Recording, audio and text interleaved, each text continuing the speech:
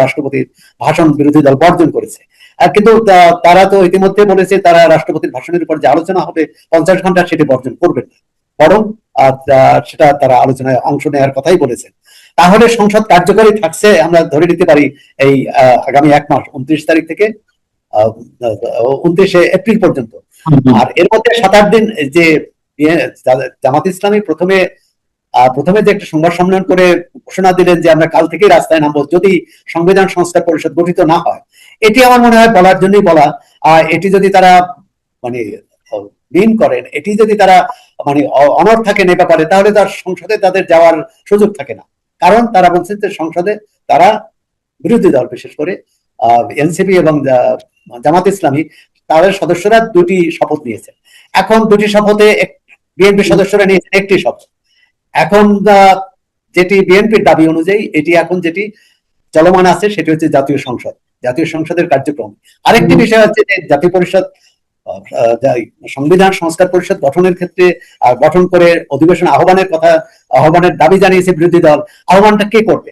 রাষ্ট্রপতি নিজে কিন্তু কোনো কিছু আহ্বান করতে পারবে। সাংবিধানিক আদেশ বলুন, জুলাই সনদ বাস্তবায়ন বলুন, অথবা এই সংসদ অধিবেশন আহ্বান করুন, সবটাই করে এই সংসদের অধিবেশন আহ্বান করেছে প্রধানমন্ত্রীর সুপারিশ ক্রমে, প্রধানমন্ত্রীর পরামর্শক্রমে।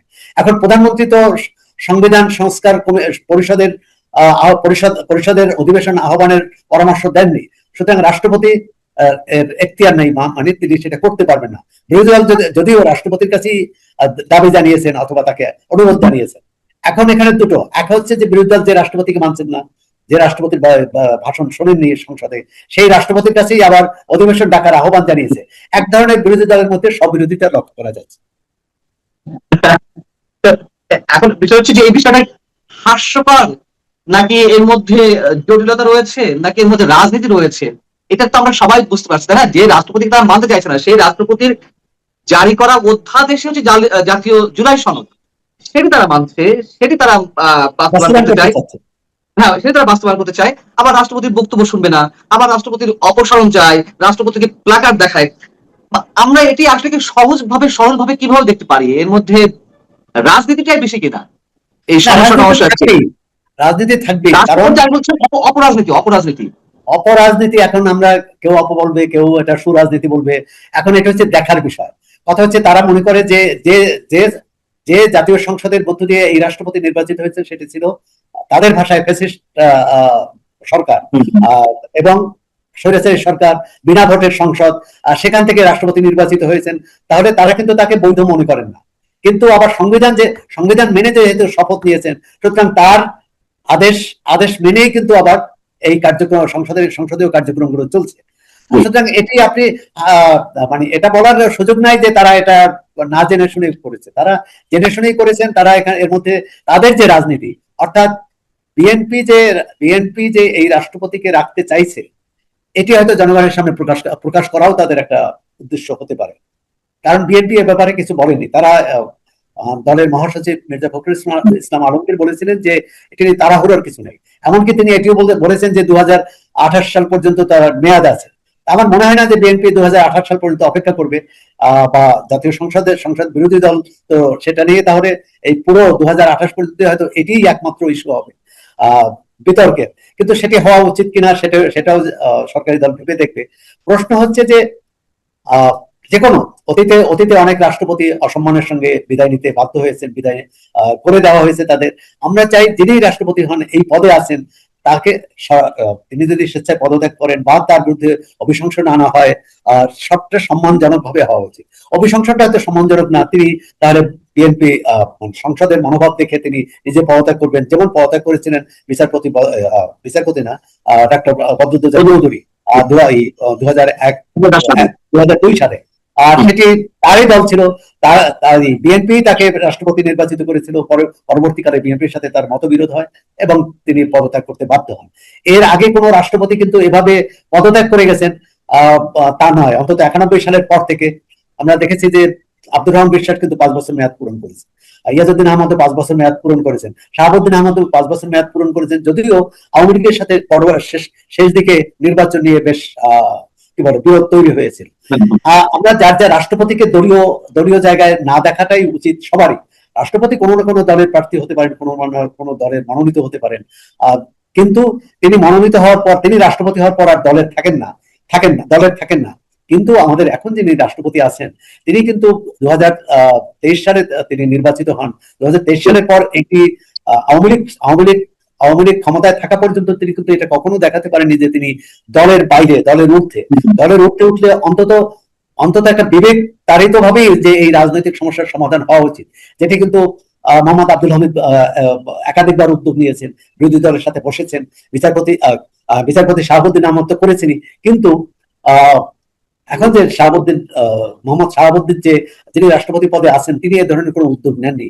আর সবচেয়ে দৃষ্টিকটু লেগেছে মানুষের মধ্যে, এটি নিয়ে প্রচন্ড সমালোচনা হয়েছে, তিনি 2024 সালে যে জাতীয় সংসদে যে বক্তৃতা দিয়েছেন, সেখানে ওই 2024 নির্বাচনের ভূয়সী প্রশংসা করেছেন, আওয়ামী লীগের ভূয়সী প্রশংসা করেছেন, এবং আওয়ামী লীগের সব নেতার নাম বলেছেন, অবশ্যই মুক্তিযুদ্ধে বঙ্গবন্ধুর অবদানের কথাও বলেছেন।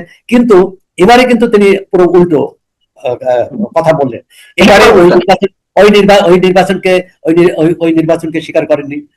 দ্বিতীয় হচ্ছে যে ওই দলকে ফ্যাসিস্ট সরকার বলেছেন, ওই সরকারকে, এবং মুক্তিযুদ্ধের ঘোষক হিসেবে জিয়াউর রহমান নাম সসম্মানে উচ্চারণ করলেও তিনি কিন্তু বঙ্গবন্ধুর নাম উচ্চারণ করেননি। তিনি গণ অভ্যুত্থানের মধ্য দিয়ে হাজারো প্রাণের বিনিময়ে গণতন্ত্র প্রতিষ্ঠার পথে যাত্রা শুরু করেছে, এসব কথাও বলেছেন। সুতরাং যে কোনো নাগরিক অথবা ইতিহাসের ছাত্র যদি তার 24-এর ভাষণ এবং আজকের ভাষণ মিলিয়ে পড়েন, আর তারা কিন্তু বিভ্রান্ত হবেন না, শুধু তারা হতভম্ব। আমি আরেকটু ফিরে যেতে চাই সংবিধান সংস্কার পরিষদের ক্ষেত্রে। সালাউদ্দিন আহমেদ এর মধ্যে তিনি মন্তব্য করেছেন, জামাত এবং এনসিপির সদস্যরা তারা যে ওথ নিল সংবিধান সংস্কার পরিষদের সদস্য হিসেবে, সেটি অসাংবিধানিক। তো কেউ সংবিধান মেনে একটা শপথ নেবে, কেউ অসাংবিধানিক ভাবে শপথ নেবে। আসলে তো আমাদের সংবিধানে এমন কিছু নেই সংবিধান সংস্কার পরিষদ সদস্য হিসেবে শপথ নেওয়া, তাকে আবার প্রধান নির্বাচন কমিশন শপথ করাবে, অথবা যেই করুক না কেন। এইগুলো আলটিমেটলি কি হবে? এইগুলো কি, এই বিতর্কগুলো এমনিতেই শেষ হয়ে যাবে, নাকি এর কোনো আইনগত প্রতিকার আছে? আইনগত প্রতিকার, যে দেশে সর্বোচ্চ আদালত একবার সংবিধানের সঙ্গে সংঘর্ষে পড়ে তত্ত্বাবধায়ক ব্যবস্থা বাতিল করে দেয়, আবার সর্বোচ্চ আদালত তত্ত্বাবধায়ক ব্যবস্থা পুনর্বহাল করেন, অর্থাৎ আমাদের এখানে যার যে ভূমিকা, যার যে কাজ, সেটা সেভাবে করা হচ্ছে না, করা হয়নি বলেই, যেমন বিচার বিভাগ আলাদাভাবে তার স্বাধীনভাবে তার মতামত দিবেন, আইনি বিতর্ক থাকবে, সরকারি দল তার অবস্থান ব্যাখ্যা করবেন, বিরোধী দল করবেন। আবার জুলাই সনদ, আজকে স্বরাষ্ট্রমন্ত্রী যে কথা বলেছেন বা বিএনপি নেতারা যে কথা বলেছেন, এটি কিন্তু নির্বাচনের আগে বলেননি যে সংবিধান সংস্কার পরিষদের সদস্য হিসেবে কেউ শপথ দিতে পারবেন না। সেটা কিন্তু তখন তারা বলেননি, তখন আপত্তি করেননি, তারা একটি শপথ নিয়েছে। হ্যাঁ, হতে পারে যে নির্বাচনের পর তারা আইনজ্ঞদের সাথে বসে এটাকে সংবিধান বহির্ভূত মনে করেছেন।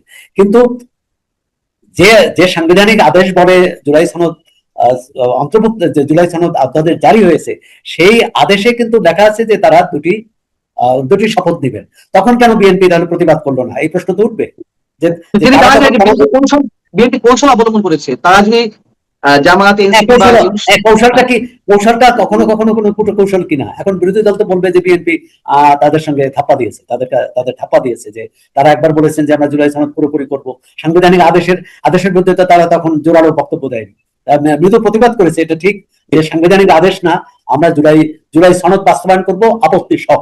এখন যে প্রশ্নটি আছে, বিএনপি জুলাই সনদ বাস্তবায়ন করতে চায় আপত্তি সহ, আর বিরোধী দল জামাত ইসলামী এবং এনসিপি তারা বলছে যে আপত্তি বাদ দিয়েই করতে হবে, কারণ সেখানে উচ্চকক্ষ নির্বাচনের ক্ষেত্রে বিএনপির আপত্তি আছে যে ভোটের আনুপাতিক হারে প্রার্থিতা দেওয়ার ক্ষেত্রে তারা বলেছেন যে নিম্নকক্ষের আসনের ভিত্তিতে উচ্চকক্ষে নির্বাচন হবে। এখন যে অবস্থা, যে উচ্চকক্ষের নিম্নকক্ষে আসনের ভিত্তিতে নির্বাচিত হলে তাহলে আরেকটি বিএনপির বর্ধিত সংসদ হবে, সেখানে বিএনপির সংখ্যাগরিষ্ঠ তো বটেই, 2/3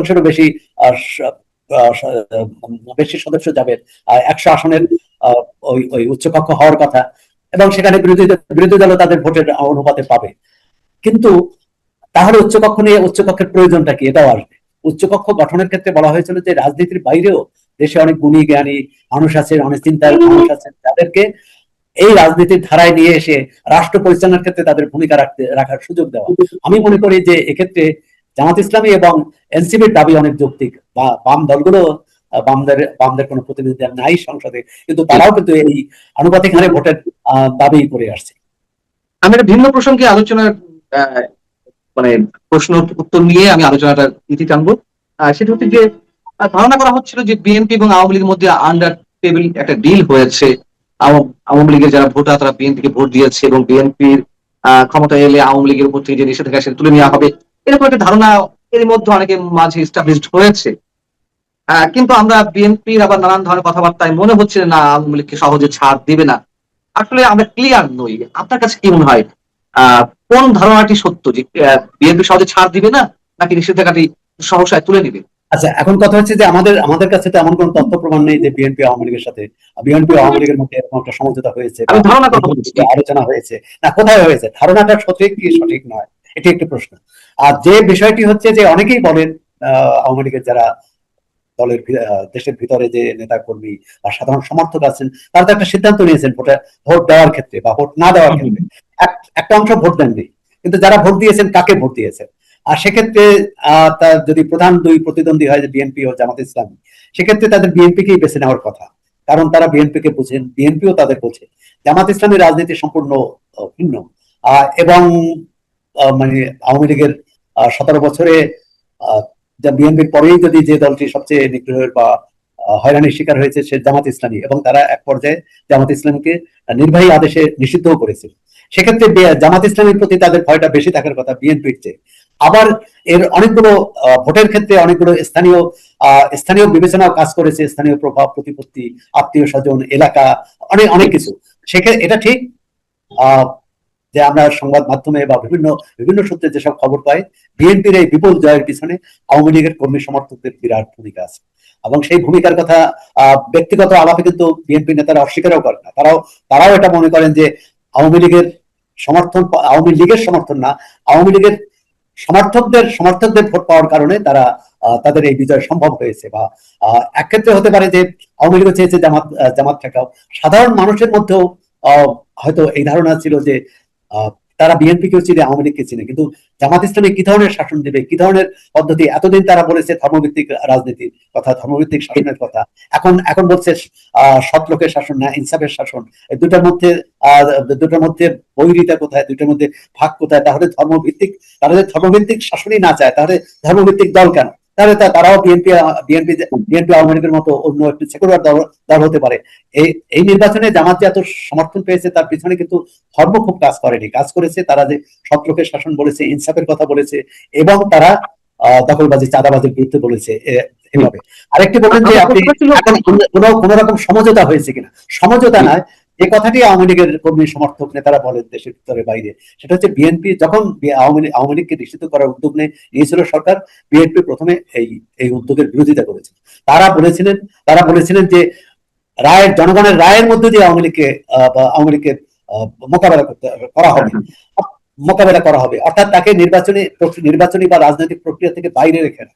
কিন্তু পরবর্তীকালে তো আমরা দেখলাম 48 ঘন্টার আলটিমেটাম দেওয়া হলো, এবং এক পর্যায়ে সব দলই, এই যে আজকে মাঠের বিএনপিও দায় এড়াতে পারবে না যে আওয়ামী লীগকে যে অন্তর্বর্তী সরকার নির্বাহী আদেশে তার কার্যক্রম নিষিদ্ধ করেছে, সেখানে কিন্তু বিএনপি সহ সব দল সমর্থন দিয়েছে।